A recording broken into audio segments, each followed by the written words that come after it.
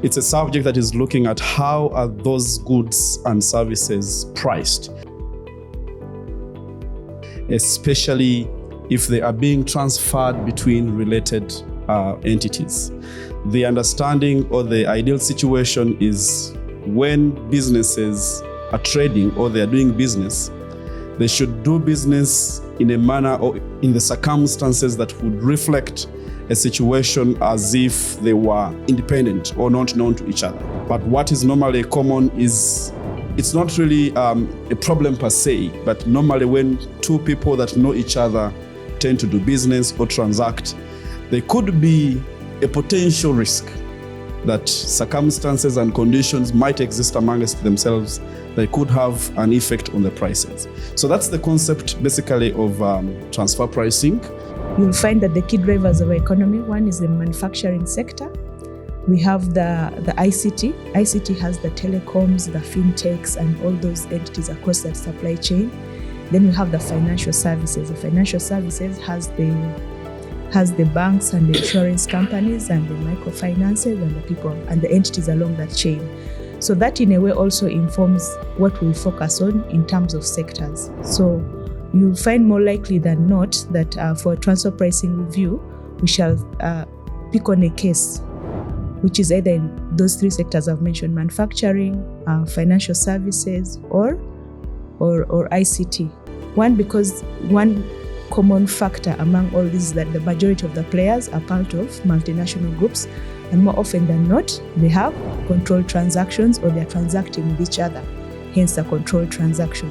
So that's one element. Why you need to do functional analysis, and that's where it's becoming more crucial that as a taxpayer, you need to ensure that you document as much as possible whatever information that is required to substantiate that there is value addition. Otherwise, if there is no value addition, when the regulator, the URA comes in, they're also going to do what we call functional interviews to confirm whether you have in your documentation speaks to what is happening in the organization. And when it comes to what we've seen over time concerning the common mistakes, most of the mistakes revolve around documentation and information. One, a number of times this information that you submit as a taxpayer is insufficient, is not able to help me understand and appreciate how you arrived at your price that you're supporting and justifying that it is an arm's length price and falls within the arm's length range.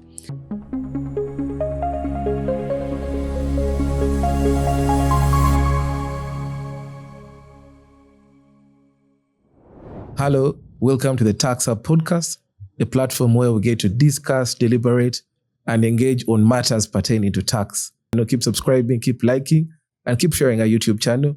That's where all these informative and deliberative engagements are shared. And welcome to another exciting panel. This afternoon, we're very honored to engage on a topic that very many might not be very comfortable about, but it is a topic that we deserve to give attention, a topic that we deserve to deliberate and engage on. And joining me on this informative and very, very extensive episode is a very formidable panel comprised of both the regulator and very esteemed practitioners.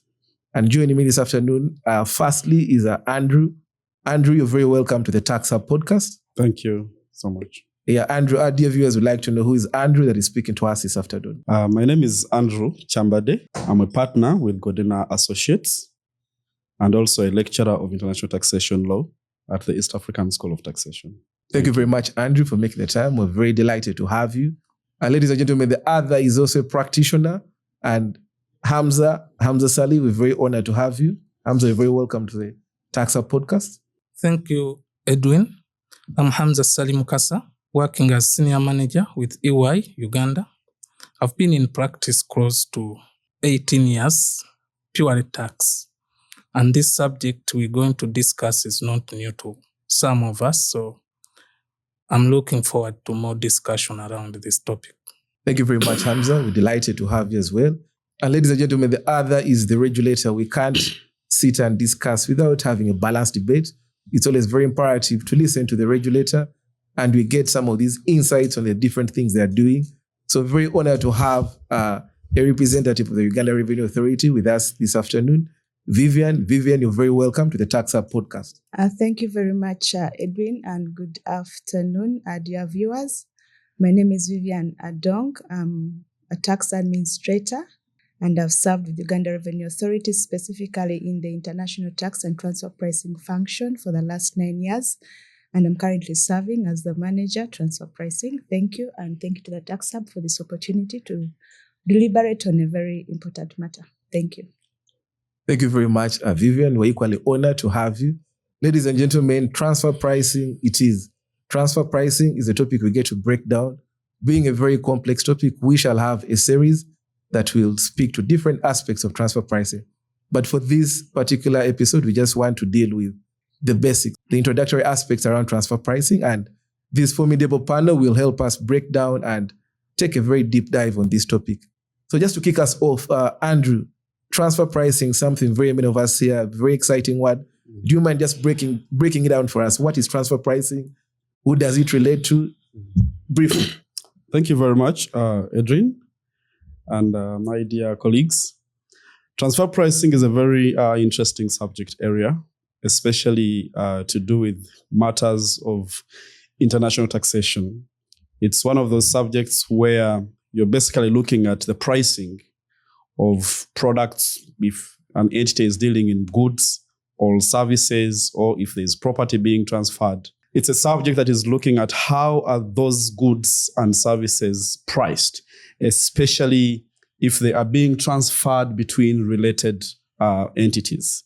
The understanding or the ideal situation is when businesses are trading or they are doing business, they should do business in a manner or in the circumstances that would reflect a situation as if they were independent or not known to each other. But what is normally common is, it's not really a problem per se, but normally when two people that know each other tend to do business or transact, there could be a potential risk that circumstances and conditions might exist amongst themselves that could have an effect on the prices. So that's the concept basically of transfer pricing. Basically, how are the prices determined of goods, of services, when they are exchanged between people that know each other. And for our dear viewers, to give a very simplistic example, assuming Hamza is my brother. If Hamza came to my shop as my brother, the relationship is he's my brother. If I have to give him a bottle of soda and a cake, most likely I might not ask him for the money. But if Edwin came to my shop, one that I do not know, Edwin will have to pay the price for that soda and the cake. So you see the two transactions have a different implication. But mainly what is at the center is the circumstances and the condition and the nature of the relationship between us who are transacting, me and Hamza, that is affecting. That in Edwin's situation, there's a price attached, and perhaps there is value or revenue that could be reported, and therefore it will trickle down to the taxable profits for my sister Vivian to collect something. But with Hamza's transaction, perhaps because there's no value in terms of consideration exchanged, the taxman has nothing. So basically that is the gist and the concept of transfer pricing. And normally when entities that know each other, I'm using that word for simplicity, but that are related, that are associated to each other, there is a tendency. And I want to be very clear. It does not mean that it is a problem or it is a risk that entities that know each other cannot do business. And that should be really very clear for our dear viewers. Entities that are related can actually do business, but that risk needs to be watched. That normally there is a potential that the prices could not be meeting the market condition, what we will later discuss, the arm's length principle. Thank you so much. Thank you very much, Andrew. Andrew gave us a very good overview. At least we now get to know what we shall be deliberating on this afternoon. But let me bring you to the regulator. Vivian, you're the people at the center of this transfer pricing, audits and reviews and the like. Let's talk capacity. How ready or how organized is the International Tax Unit? Is it one that is ready to take on the likes of Hamza, the likes of Andrew? Very many of these MNEs that you deal with have very formidable tax teams that advise them on a regular. So how ready and how prepared is the International Tax Unit? Are there experts in there? Just give us an overview of the unit that you serve in. Right. Thank you very much, Edwin. The URA as an organization is actually very ready. We've been handling transfer pricing matters since the law was enacted.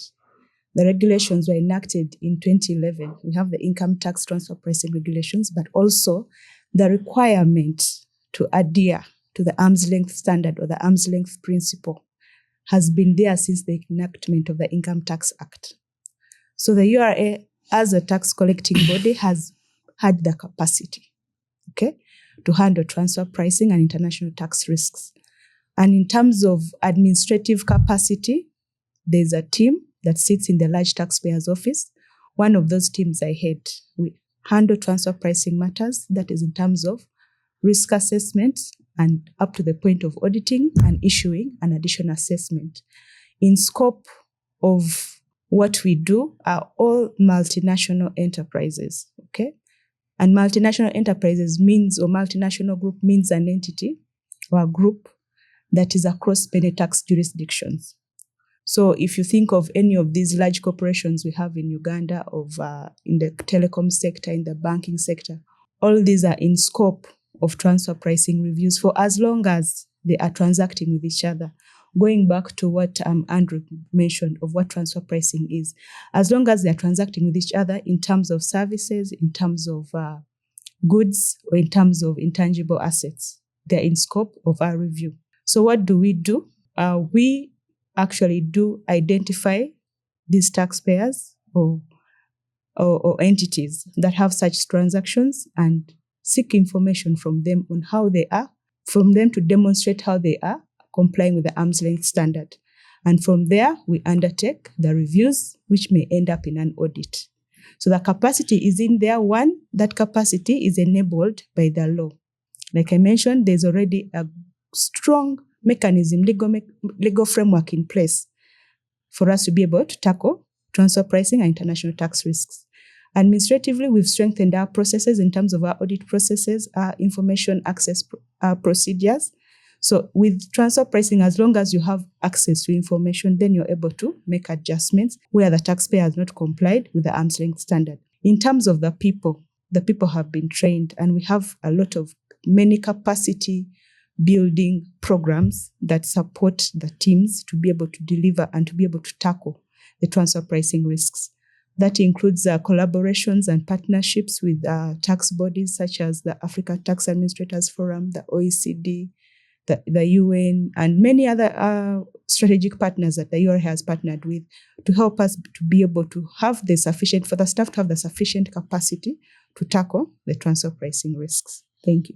Thank you very much, Vivian. Vivian speaks to the readiness and the competence of the regulator. She's telling us the guys over there at the tower are very ready to take you on with your army of tax consultants. So let me bring to my colleague, Hamza. Hamza, we always hear transactions between associates will always pose a transfer pricing risk. They'll always review these control transactions. And some of these concepts are a little alien to someone out those ends. Do you want to just break it down for us? What are associates? What are control transactions? Yeah, thanks, Edwin. In terms of transfer pricing, there are so many jargons that we will encounter on this subject, and one of them is the associates. It largely refers to related parties. And this is not a new concept because even our tax statute, the Income Tax Act, it clearly defines what an associate. And it trickles it from the family background, your partner, your wife, your child, your relative creates that associate kind of relationship. So it's not a new term that was included in the law in 2011. It's been there, but it's gaining more and more exposure with the transfer pricing, that it goes beyond the natural person to trustees, to incorporated bodies. As long as there is control of 50% or more, it creates that relationship of an associate, whether direct or indirect, because the framers of law knew that it may be that some taxpayers would hide under the direct and want to be precluded from the definition of associate. But even if you are not directly controlled by an entity that is providing you service, but you are under the same group, then it creates that relationship that you have mandate to work and support your transactions with any of the affiliates within the group. So basically, that's how expands the term associate can go. But even the OECD guidelines goes on to expand it beyond that for an associate to be created, it means you need to exhibit control, management, and capital. So those three items, if you control, manage the entity, or you participate in capital contribution, then you are deemed to be an associate, whether direct or indirect, or both of you that are transacting. You may not actually be directly or indirectly controlling each other, but on top of you, there is another entity that is controlling you. So that's how far the definition of an associate can go. Then when it comes to control, you've asked about controlled transaction. Like Andrew indicated, as long as there is a transaction, whether for goods, services, or intangible good or property that is between associates or related parties, then it comes under scrutiny for transfer pricing. So any controlled transaction that would exist between related or associated enterprises should come for scrutiny for transfer pricing. Whether there is a markup on that cost that you've incurred or there is no, Vivian will have to check, because many entities may not even add a profit to the transaction they are dealing with, but they just kind of recharge the actual cost they have incurred. So Vivian will come as a regulator to check, was this cost actually incurred? Does it meet the transfer pricing rules for you to say that it qualifies for a deduction in Uganda jurisdiction? Because we are looking at situations where you do not want Uganda as a revenue authority or as a government to suffer tax leaks at the expense of a cross-border entity that is kind of maybe deemed to be transacting with the Ugandan entity and is taking out some revenue. Thank you very much, Hamza. Certainly the definition of an associate is quite broad enough. And if you are an associate, just get to know the revenue authority has an eye over you. So speaking jargons and terminology, let me bring it to my learned colleague, Andrew. Andrew, another common terminology we see in the transfer pricing space is arm's length principle. Just break it down for that viewer out there. What's arm's length? Thank you so much, Edwin. And true, yes, there's quite a lot of jargon in this area, but this jargon should not scare any viewer or any business person. It's technical language that is used, but so when we say, or what we call the arm's length principle, shortly called the ALP, it is an internationally recognized standard or test that when we have a controlled transaction, now that we know it, or a transaction between associates, there's a global expectation in terms of what the result would be. And the standard requires that when parties that know each other or that are related to each other do business, the outcome of that business, given the circumstances, the conditions, other factors constant, should reflect the outcome that should come out or that should be expected when parties that do not know each other, that are not related, will realize. So if Andrew and Hamza are associates in that spirit, their transaction is a controlled transaction because it's between related parties.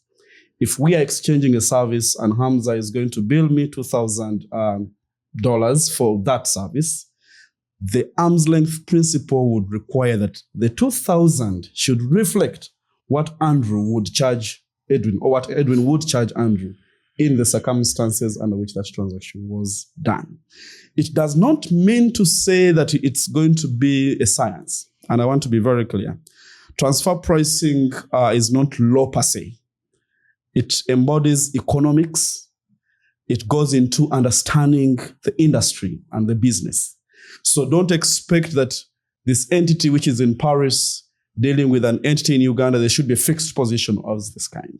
But looking at it holistically, the circumstances, the economic realities and rationales of the business, the arm's length principle would require that the result you get when you deal with an associate should be the result that should be obtained. And there's an acceptable range. Vivian would accept, as she's reviewing, that it should not be fixed at, say, 5%. She could give you a range as long as it is well documented, it is well supported. So the arm's length is the global standard, the global benchmark. And most countries, there's global consensus that this is the standard that almost all the economies of the world should adopt. In Uganda, we have the same standard under our Income Tax Act. I think it is now Section 116, transactions between associates. And Uganda being a country that forms or that is part of the global economy, we have adopted what is called the Article 9 of the OECD TP guidelines, which is basically giving what we call the statement of the arm's length. So as long as there's that controlled transaction, then it should meet that global standard. And that is what they call the arm's length principle. Thank you. Thank you very much, Andrew. Andrew is kind enough to break down for us a very broad concept. But at least what we're getting is, as long as you're related, do not charge highly or lowly just because of your relation, because Vivian is watching. Vivian's team is watching. Yeah. Talking the taxman, Vivian, just walk us through what's the regulatory framework for transfer pricing in Uganda. Are there any laws that we need to pay regard to? Are there any international frameworks that we need to pay regard to? Thank you very much, Edwin. In terms of regulation, of course, if we do know, or I hope that you know that it is the Ministry of Finance that has the mandate to set to propose tax to set the tax policy, which eventually gets passed by our Parliament. As the implementers, URA is the implementer of the law. As the implementers of the law, there are several times when we come across maybe loopholes or gaps and challenges, which we do recommend to the Ministry of Finance. So the tax policy is set by them, but with support from the URA, not necessarily just the tax international tax team and transfer pricing. However, we have in place several tax acts, which collectively are known as the domestic tax laws. So we have our Income Tax Act, and if you go to our Income Tax Act, under Section 3, you will find what an associate is, the definition of who an associate is. And for companies especially, because they're the ones that usually come in scope of transfer pricing reviews by URA, it has to be control of 50% or more. Then when you go further into our Section 116 that Andrew talked about, Section 116 talks about transactions between associates. That's where the requirement to comply with the arm's length principle is situated. From Section 116, still in the Income Tax Act, you will go to now our transfer pricing regulations 2011.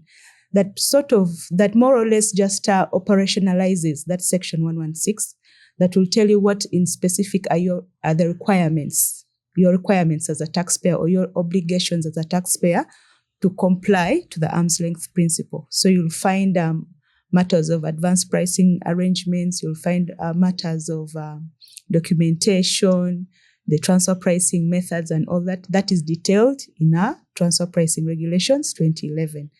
And then in 2012, there's also a practice note that was issued. That practice note gives more of guidance on the kind of documentation that the taxpayer is expected to keep. So that is with respect to the Income Tax Act. That's one element. Another element is our Tax Procedures Code Act. In the Tax Procedures Code, which is still part of our domestic tax laws, is a section under which if you fail to maintain or provide transfer pricing regulation within a stipulated time, which currently is 30 days, then you suffer a penalty. That penalty is 50 million shillings. So as taxpayers, if you have controlled transactions and the URA requests you to provide transfer pricing documentation and you fail to provide it within that stipulated time, then you suffer that penalty. We do also have the VAT law, the VAT Act, but that handles more of international tax aspects and not transfer pricing. So from there, then we have what part of our regulatory framework is also the case law. To my knowledge, so far there is no decided transfer pricing case, a case that URA did and went all the way through the courts of law. Most of the transfer pricing cases we've done have been settled through the alternative dispute resolution. But in case such we are to come up, in case we were to have decided cases for transfer pricing, then that would also form part of our regulatory framework, because then taxpayers as well as the URA could rely on some of those. But then outside in other jurisdictions, there are well-known decided cases that on many occasions, both the taxpayer and the URA have relied on to support their positions. So that is another angle. Then we come to international best practice and recommendations. As I don't know if we've heard of the OECD BEPS project, where it comes up with certain recommendations, international best practice for different tax jurisdictions to adopt and put into their domestic tax laws. So also as a country, we've adopted some of those. One of them is on limiting interest deductions by members of groups. Okay, so we do also pick in from the various recommendations and proposals by international organizations. The leader of this is usually the OECD through the inclusive framework that comes up with certain proposals like that. And yes, so we've also picked up on that. Also, that forms part of our regulatory framework. But also when you go to our transfer pricing regulations, it requires that the taxpayer and the URA administer those regulations in a manner that is consistent with the OECD transfer pricing guidelines, as well as Article 9 of the Model Tax Convention. I think that would cover us when it comes to our entire regulatory framework concerning transfer pricing. Thank you.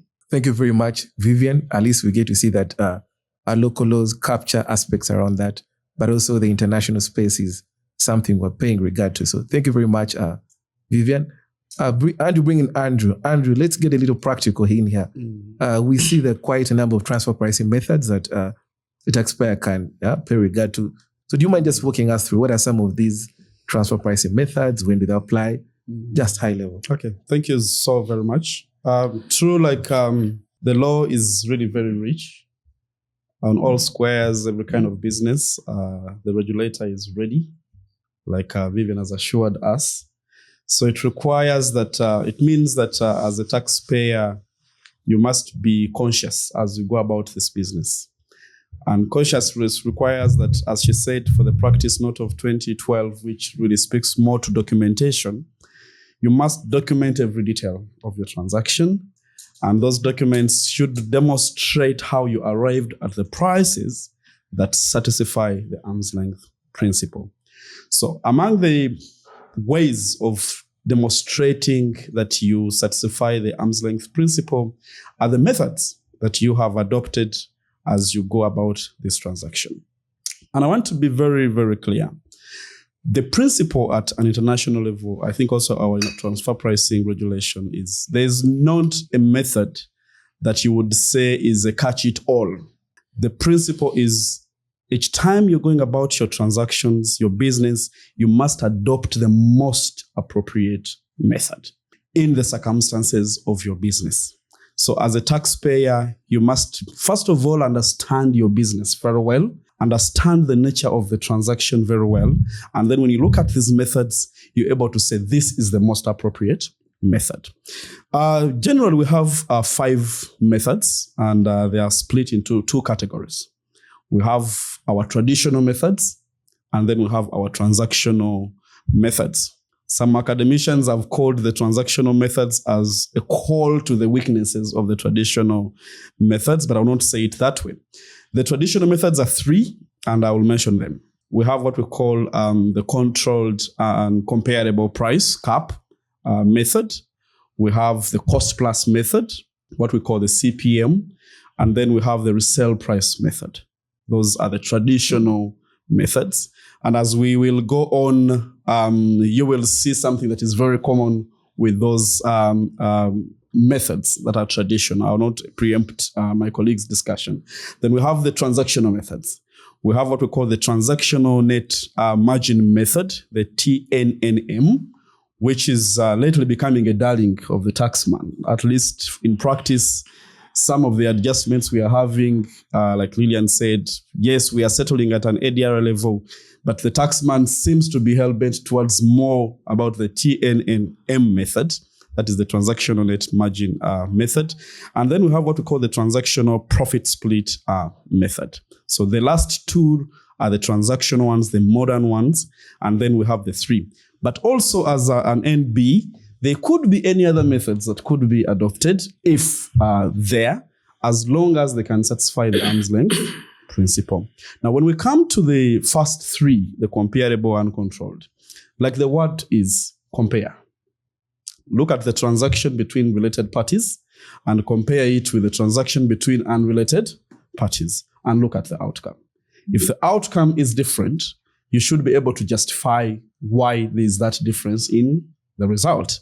And it goes back to documentation. You must be able to justify why. Most people say that method is a very simple method to apply because one, if let's say Andrew Limited is selling water and the water is packaged in our plastic bottle, Andrews has an arrangement with his related company, or Andrew Limited has an arrangement, a contract with a related company called an associate, like Hans explained, B Limited. Andrew sells this bottle of water to B Limited, let's say at 5,000 Uganda shillings, having done all his calculations from an accounting perspective.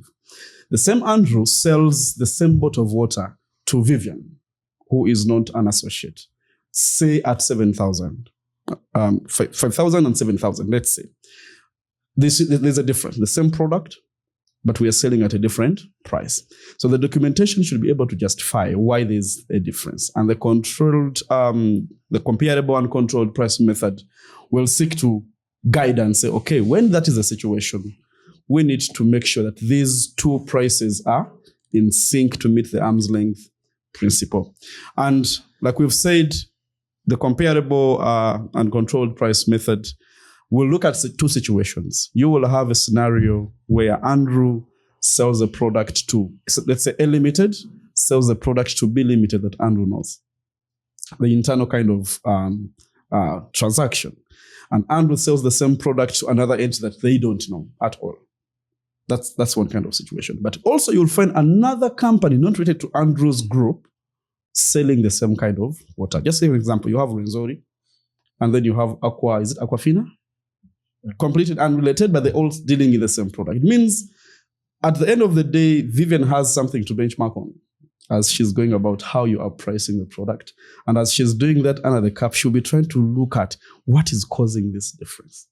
Normally, the cause of the difference should not be that significant to affect the price under the cap. But if it does, then you have work to do in terms of documentation. So that is the first method. And it is very common method when we are dealing with commodities, basically products and goods that are physical products, basically, that are transferred and they have a price attached to them. So it's a very good method if you're dealing in trading of goods, let's say coffee, the normal physical goods, because you can compare and you're selling to amongst yourselves.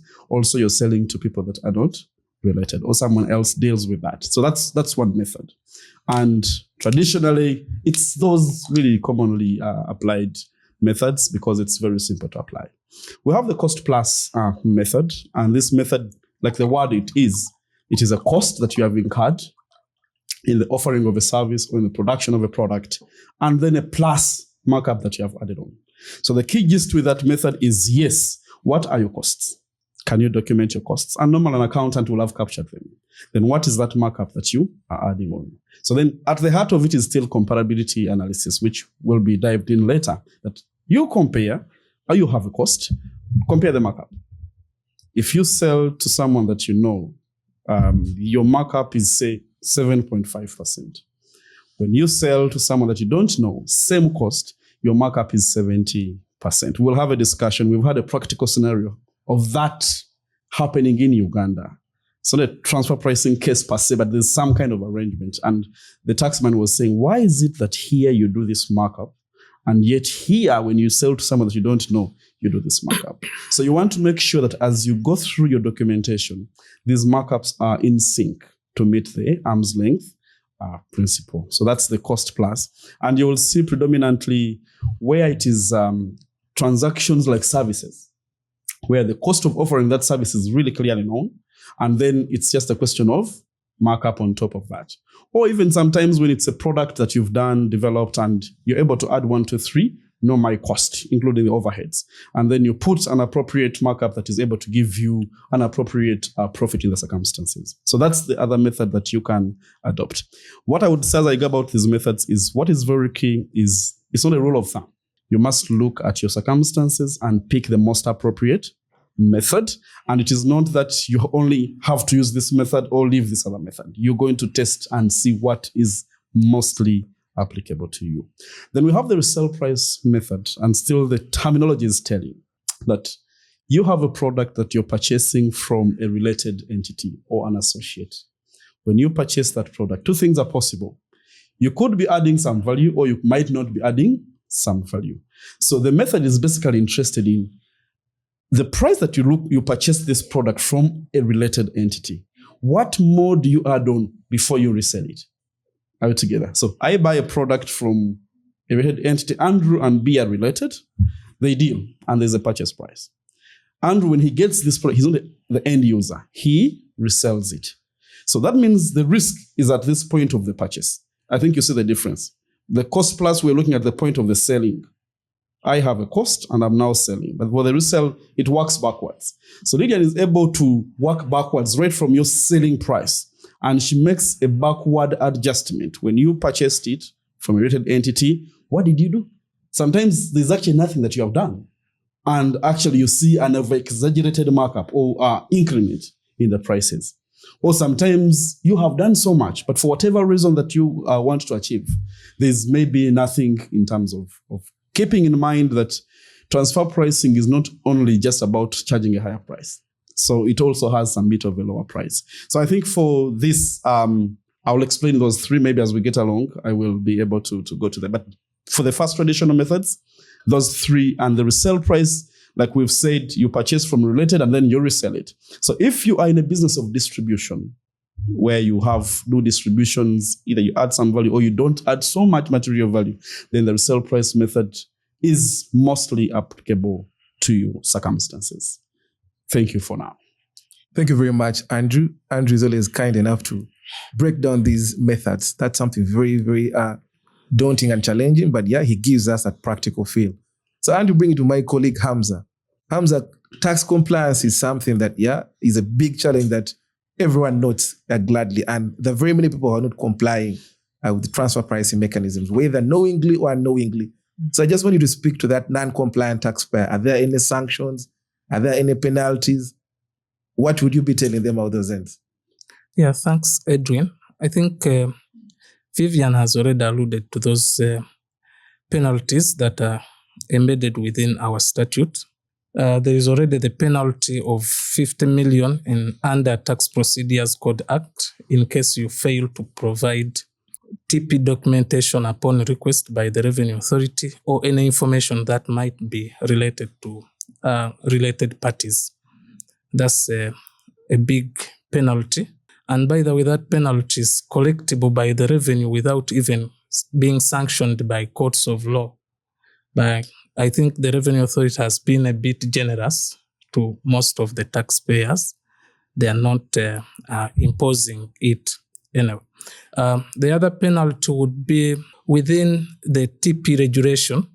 If Vivian took you to court, by Vivian I'm referring to the regulator, the URA. So if you went to court and the court convicted you for non-compliance, then the directors of those companies can be taken to prison for at least 6 months, or they can be fined 500,000, or both. You serve the sentence, but as well you go to you have to pay the penalty. So basically, those are the penalties. But beyond that, there could also be penalties that could be triggered, because transfer pricing in itself is not a tax per se, but it impacts other taxes.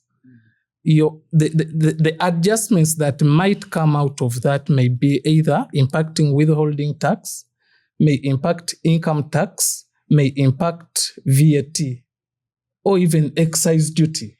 So you find that there are a series of penalties that can come. And the bad thing with the VAT Act specifically, it's compounded.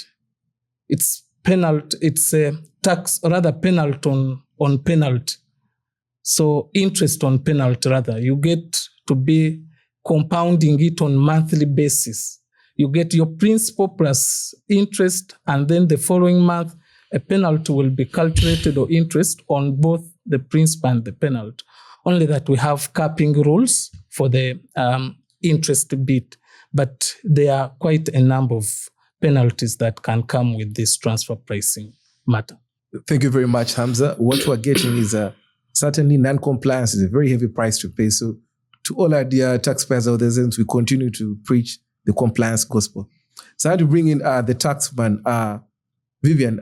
We see the URA is always at the center of these transfer pricing audits and reviews, but I just want to get a sneak peek into the work that you do on a daily. So what are some of those focus areas that a taxpayer out those ends, a consultant should take note of? What are some of those focus areas you get to zero down on when you're doing these transfer pricing audits and reviews?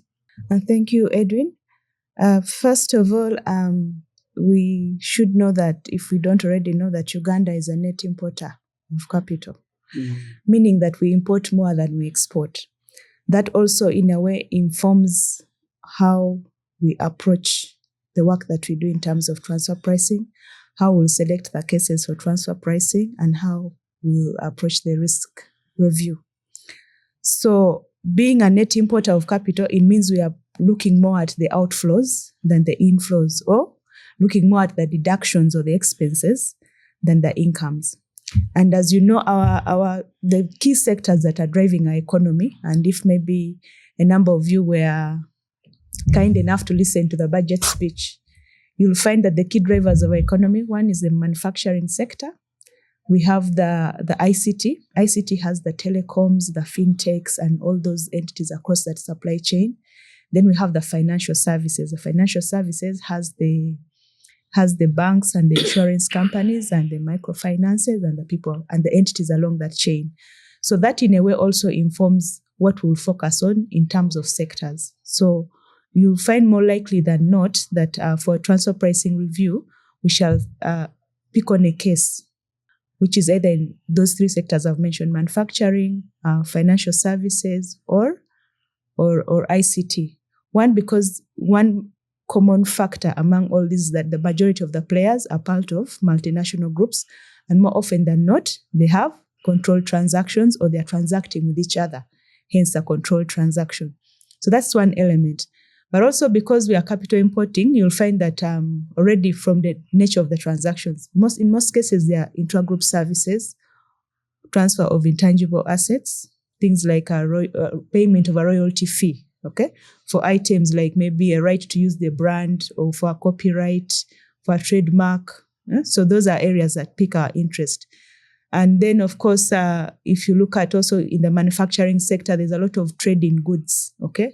Most times it is importation of either raw materials or semi-finished goods or actually finished goods. So that one will also pique our interest as the URA. But on the flip side, like I mentioned, much as we are net importers of capital, we also do export. We have a thriving agricultural sector. Okay, not as thriving as much, but it is thriving. And especially when you look at items like coffee.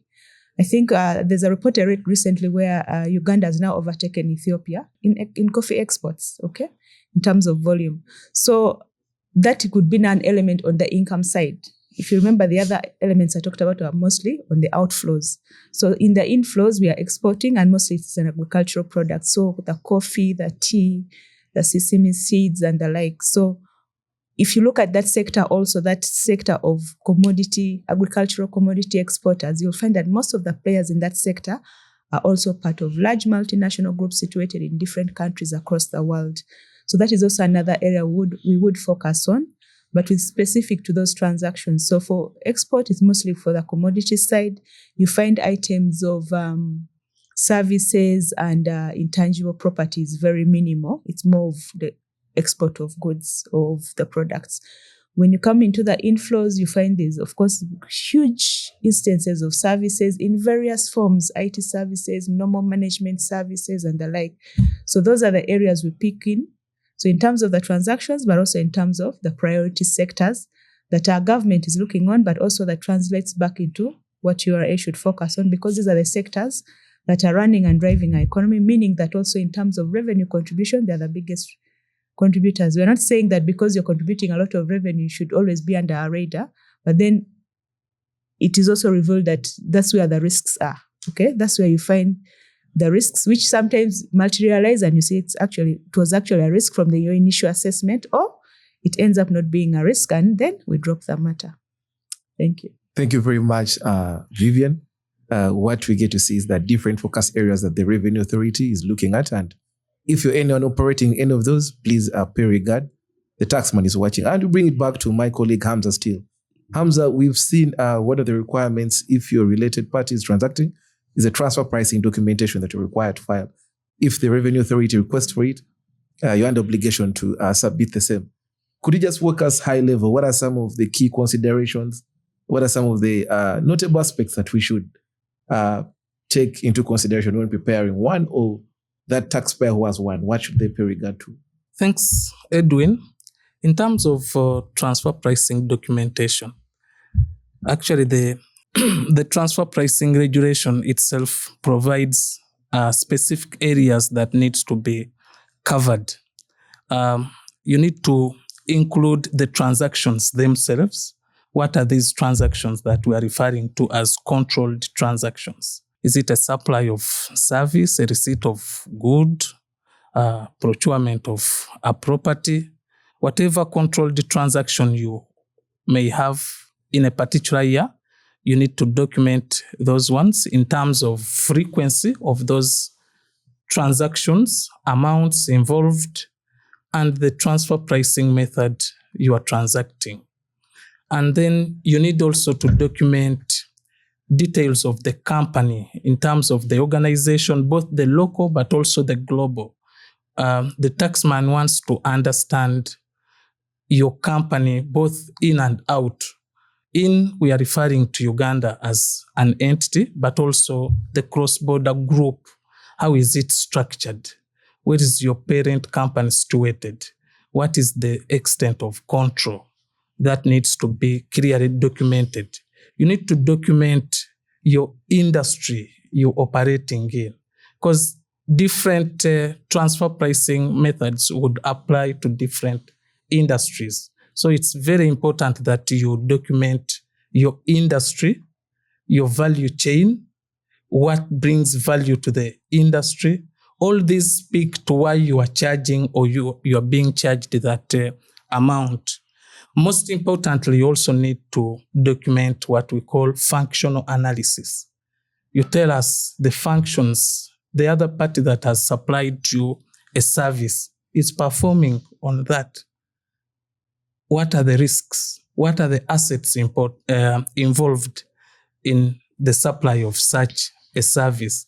Why you need to do functional analysis, and that's where it's becoming more crucial that as a taxpayer, you need to ensure that you document as much as possible whatever information that is required to substantiate that there is value addition. Otherwise, if there is no value addition, when the regulator, the URA comes in, they're also going to do what we call functional interviews to confirm whether you have in your documentation speaks to what is happening in the organization. Are you transacting really, or the other entity is just billing for the sake? Who is the benefiting unit in the organization? What is the value proposition? Don't we have staff that are doing the same work here? So with functional analysis, it helps to eliminate issues of duplication. You ensure that there are no duplication. What the local entity is doing, isn't it the same that the group is providing? So you need to do those functional analysis in detail. Then you need to do what we call benchmarking. What Andrew alluded to, the arm's length principle, that's a product of benchmarking. You need to do a thorough benchmark. It's on a transaction by transaction. Even if you are receiving many transactions from the same associate, each transaction is looked at separately, unless they are closely related, that now you can aggregate. But in principle, you're going to do benchmarking for each of the transactions that you are dealing with. So those aspects need to be properly documented within a transfer pricing to be able to speak and defend your transaction, that indeed the transaction we are dealing with is at arm's length. So basically that is at a high level when it comes to the documentation. Thank you very much, Hamza. What we're getting is, don't just file any document out those ends. Your transfer pricing documentation has tests and considerations that you should meet. Thank you very much, Hamza. And right, we'll bring it over to you. Certainly, every time there is a taxpayer, there is a regulator, there is dispute. Yeah, and transfer pricing is no exception. So are there any notable disputes, whether in court or otherwise, that our taxpayers out there should take regard to, should get to know?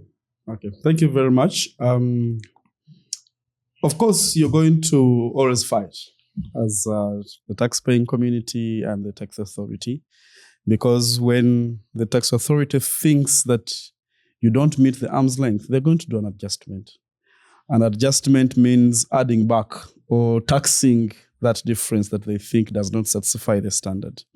So in Uganda, we have had several transfer pricing audits, and I'm privileged to have handled some from the defense side. Luckily enough, the Revenue Authority has been cooperative, and we've been able to settle most of them at the different internal dispute resolution mechanism levels.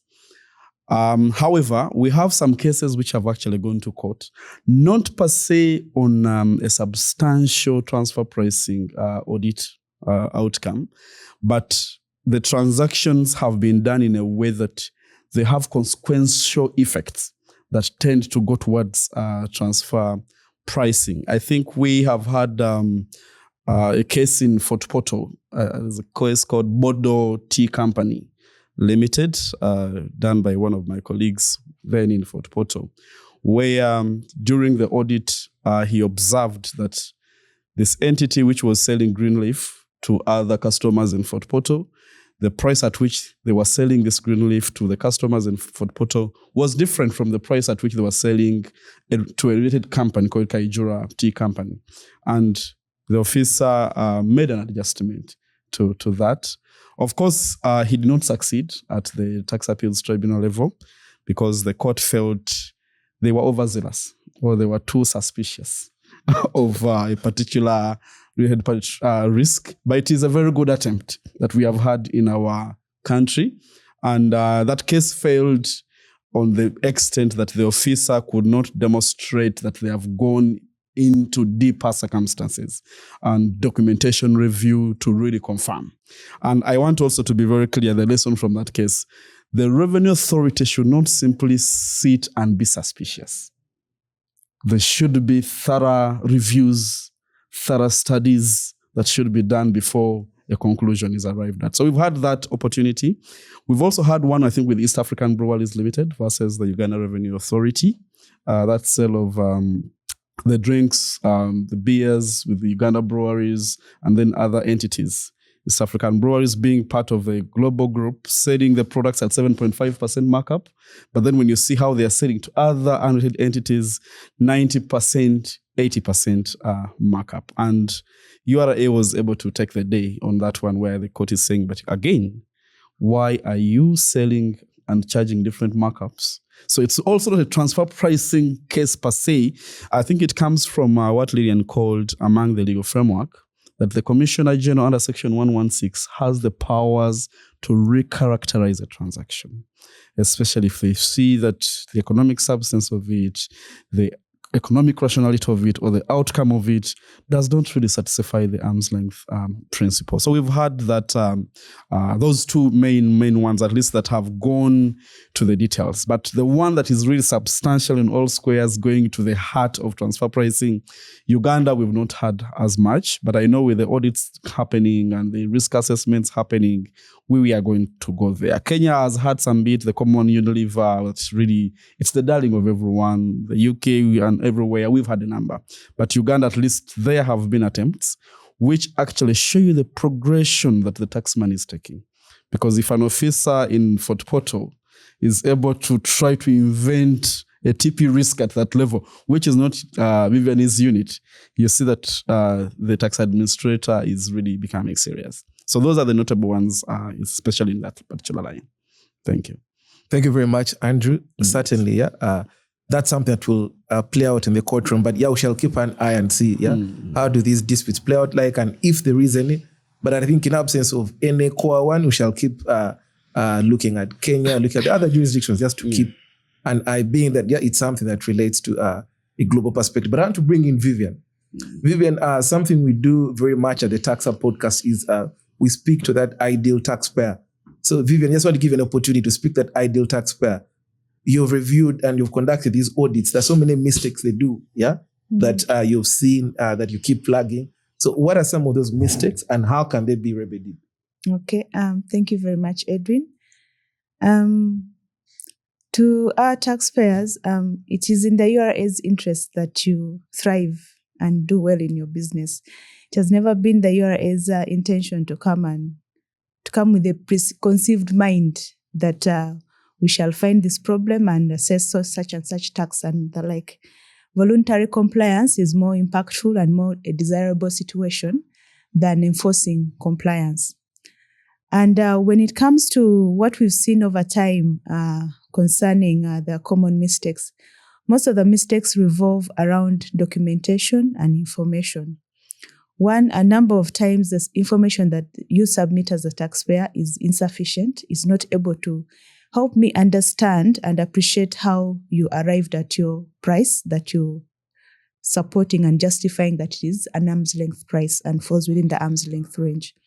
That is one. The documentation sometimes is very brief, lacks the detail, and does not appropriately describe. If I refer back to what Hamza was saying, we would appreciate if you go into explaining, helping us appreciate the industry well, the industry within which you operate, the structure, the group structure, how the group is organized across, and what transactions are going in between each member of the group, your value drivers and value chain, how you create value amongst each other as a group, and the like, how you did your function analysis, who does what, not just from the side of the provider of the service or of the property, but also from the perspective of the recipient, how the functions, assets, and risks distributed, and how then did you go about your benchmarking process, your comparability study? How did you do the study, and how did you arrive at that arm's length range that you came up with? So most times that is lacking. Then many times, because the taxpayer in Uganda is part of probably a large multinational group, you either just copy and paste the TP documentation or report or policy that was prepared from the group perspective and do not localize it or customize it to the circumstances in Uganda. So you find you're talking about things that are not on ground, okay? You're talking about maybe products or services that are actually not being delivered here in Uganda, okay?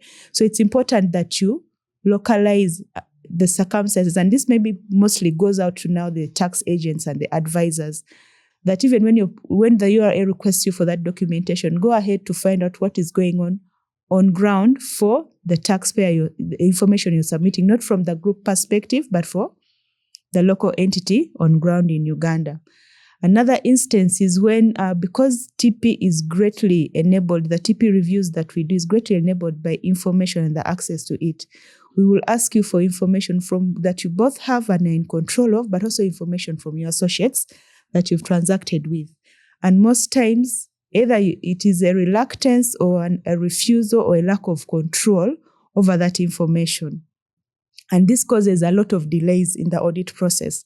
So it would be helpful if you are able to, within your means, within the group, because you talk with each other, you're members of the same group, you should be able to talk to your counterpart in South Africa or in Mauritius or in Singapore to provide the information that is relevant for purposes of the audit, because you've actually transacted with your associate. So most times, either there's a reluctance or a refusal, or maybe a lack of ability I don't want to use the word compel, but to request that your counterpart, the other side, to provide you the information. This disadvantages you, because then we are not able to make an informed tax position on you, but also it unnecessarily delays the audit process. And once we are not able to get this information from the other associates in other tax jurisdictions, then we have to be able to use our information request powers that we have. We can request exchange of information from either our treaty partners or other conventions that we have in place. But as some of you may have experienced, it takes time for this information to come back to us. So it will delay the audit process and put us in your faces instead of leaving you to go and focus on more important matters of making money for your shareholders. Then probably finally, maybe would be from the tax advisor and tax agent side, especially when Hamza talked about functional interviews, to help us understand your processes and the functions, assets, and risks. It is important that we conduct functional interviews. The key step in the audit process, in the transfer pricing audit process, we do conduct functional interviews. And the functional interviews go to the people that we select, are the people that actually do the work. But there are times when you find it is the tax person that wants to respond to an interview where we are asking maybe someone in the production manager, for example, at a manufacturing plant, or maybe the IT person, okay, in the IT department. But it is the tax person or the person in finance or the tax agent that wants to respond. And more often than not, it is in the interest, or it is in your interest as a taxpayer, that the URA team that has come to do the functional interviews appreciates your process, appreciates what you do. If it is like, if we are auditing a service, appreciates that this is how, for let's say, a finance service, you're saying that they're giving you back office financial services. We want to understand you.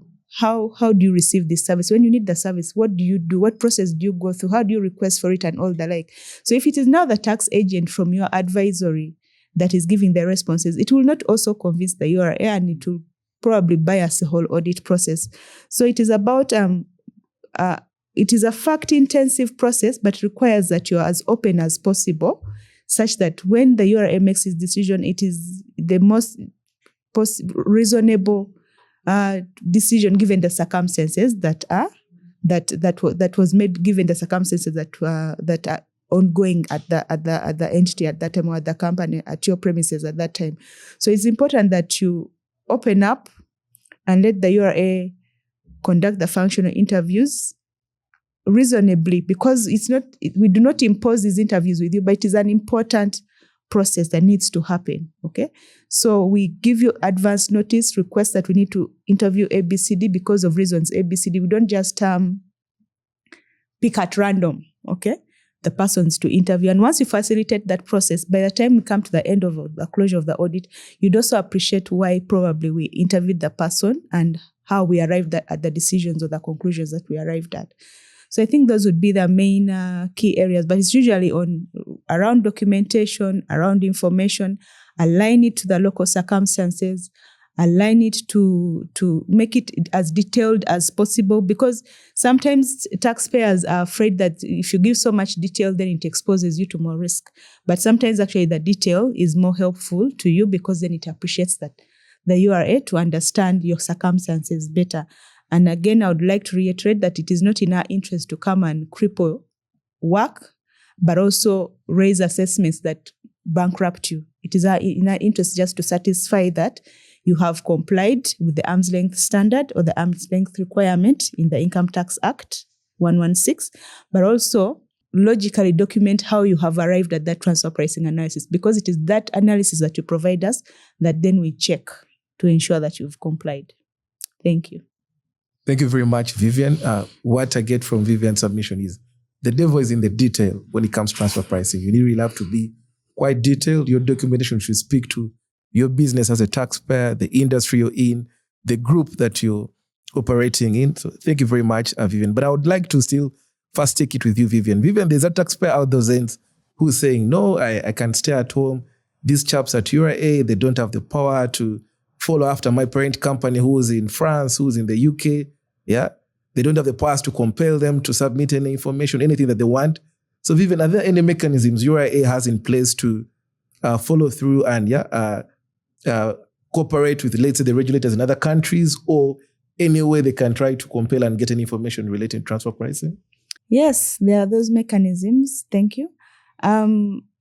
Like I alluded already earlier, if you decline or are unable to provide the information, we have the ability to actually request this information, though it may take time and inconvenience you, because then you'll have an ongoing matter with URA for an extended period of time. But we have international frameworks and agreements in place that allow us to do various activities.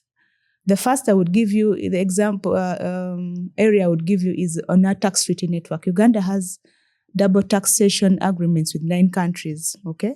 In those agreements or in those tax treaties, there's a provision for exchange of information.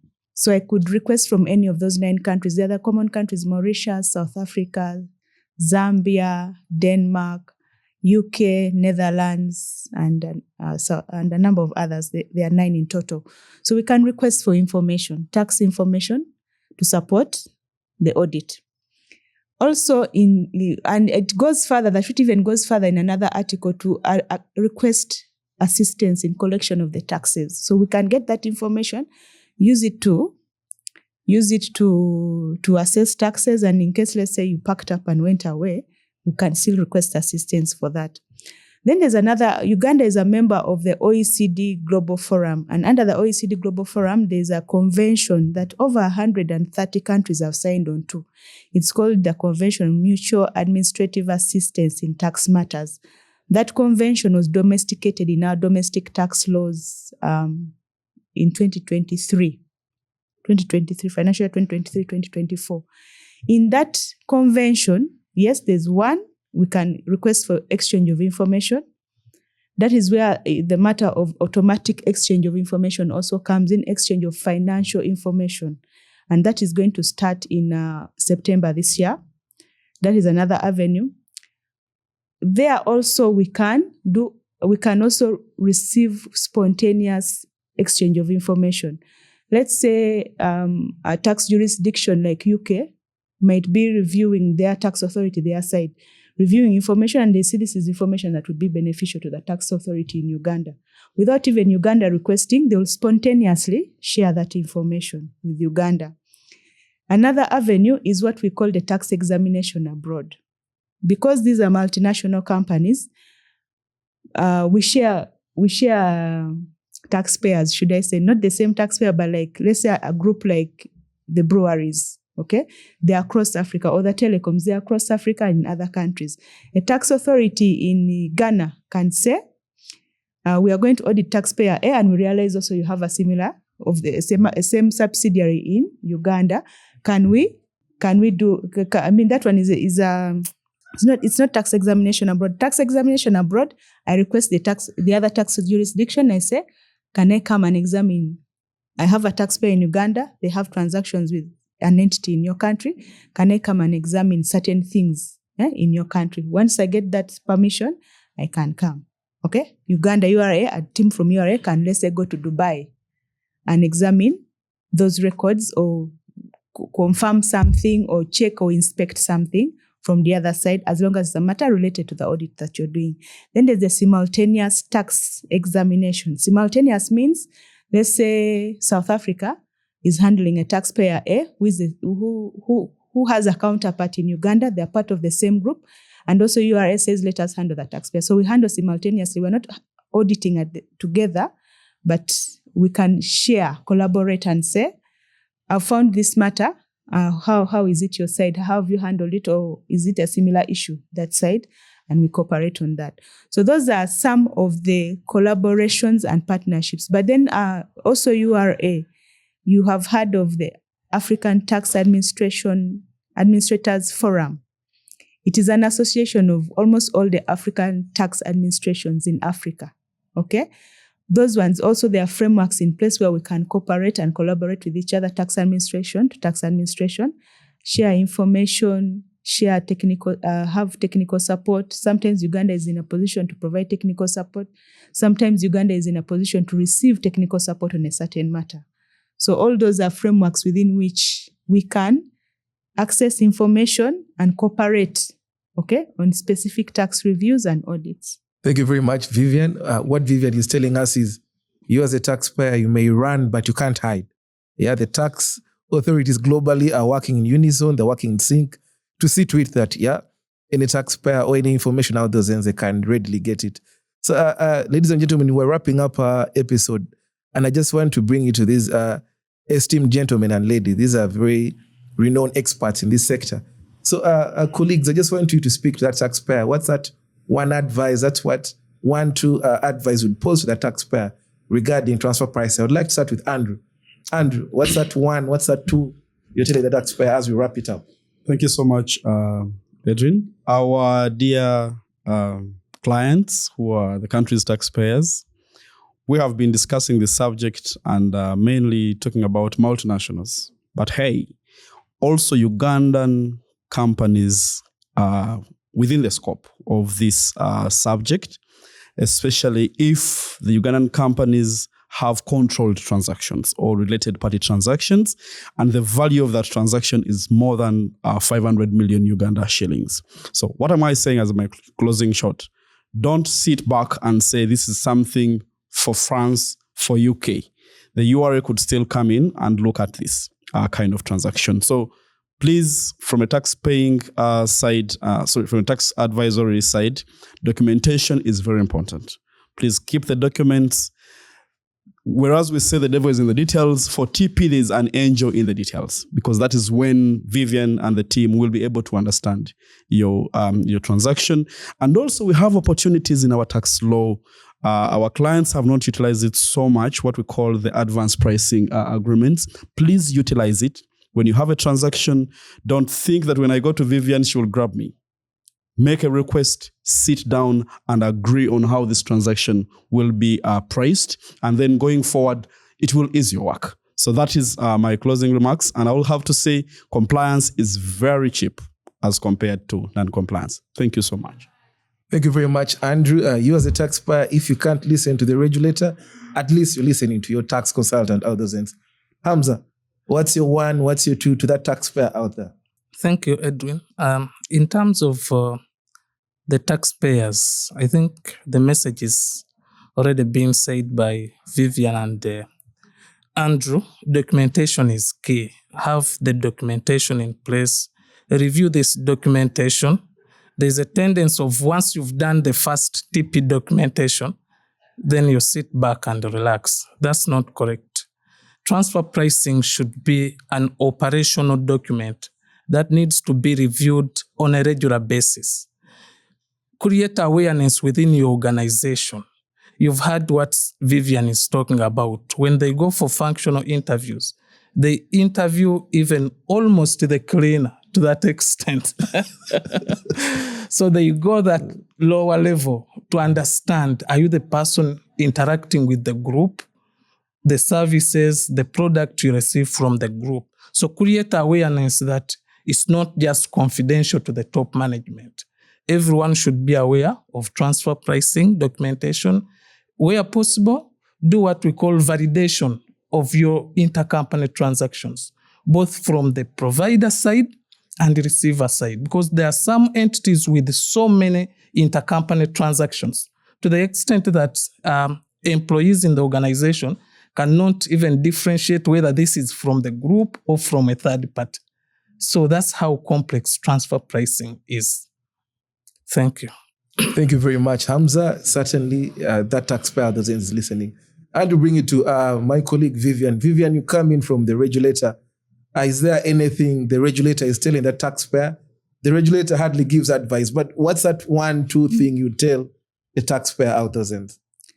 Thank you, Edwin. And we do advise. Actually, URA is at your service. If there's a gray area, an area of clarification or something you need to understand in terms of our processes or activities, the URA offices are open to you and you're very welcome to come. You will be served with delight.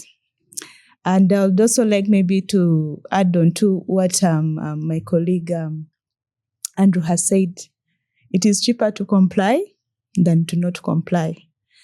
Transfer pricing adjustments many times end up being very significant. But in most cases, even in the areas that I spoke to about earlier, many times you find that the local company or the people in the local entity, the Ugandan taxpayer, has not fully appreciated what is going on as a group, or has not even fully are not in control of how they are transacting with each other. Some of you just say you're just taking what the group tells you and the like. But it's important that you appreciate what is going on within you, because at the end of the day, you're the one that bears the additional assessment or the additional tax that comes out of the adjustment. So documentation is key, and understanding what is going on with those transactions, being able to explain it to the point that we can understand is very important. But above all, regardless of all that maybe we've come and find and adjust and make changes and all that, we'd like to appreciate you and thank you for paying your taxes. Because we come and audit you for transfer pricing does not mean you are a non-compliant taxpayer overall. Okay, transfer pricing is not an exact science, like Andrew had mentioned earlier. It is sometimes an art, and sometimes how you argue out your case is what might take that day or make you lose. So appreciate that, but also appreciate that when we come, stay open, because the main objective is for us to be able to understand what is going on locally and how you're creating value, and how that translates to the price that you eventually pay or the price that you eventually charge. And with that, I would just again like to reiterate and say thank you for paying your taxes and for developing Uganda together. Thank you very much, Vivian. Ladies and gentlemen, the debate over here is being wrapped up, but this was a transfer pricing edition. It will be a series, being it's a very complex topic. We shall break it down. This was the first series, but we shall continue to indulge their colleagues or experts in this to see to it that we can break down and simplify all these complex principles. And we want to express immense gratitude to the gentlemen and the lady that have made the time to join us this afternoon, break down for us these concepts, and give us very live examples, but also confirm to us that it's something very simple, not as complex as we think. Firstly, to Andrew Chambade. Andrew is a partner at Godin Associates. He's also an international tax lecturer at the East African School of Taxation. Andrew, thank you for making the time and for breaking down these complex concepts. We're very, very grateful. Thank you, Andrew. Ladies and gentlemen, the other practitioner that joined us this afternoon is Hamza. Hamza Sali. Hamza is a senior tax manager at EY and has been extensively involved in supporting very many clients in transfer pricing audits and queries. And Hamza, thank you very much for making time off your busy schedule just to speak to us and break down these concepts. We're very grateful to you and the EY team. Thank you, Edwin. Thank you, Hamza. And lastly, to my colleague, Vivian. Vivian, you've been kind enough to give us insights into what URA is doing, broaden for us the picture, but also relate that compliance goes for that support, goes for the taxman is willing to support you, to hold your hand and ensure compliance. So Vivian, we're very, very grateful to you for making the time off your very busy schedule to see to it that the taxpayers out there are informed. And you've given us these insights at the different areas of focus for URA, and that's very, very commendable. Thank you very much for making the time, and we're very grateful for having me this afternoon. Thank you very much, Edwin and the Tax Hub, and thank you for having me too. Thank you very much. To our dear viewer out there, please don't forget our YouTube channel is up and running. Tax Hub UG, we're available on all social media platforms. Please follow, please indulge. Let's get your feedback to see to it that we make these discussions much more interactive, but also much more appealing to you out there. Thank you, and we look forward to the next episode.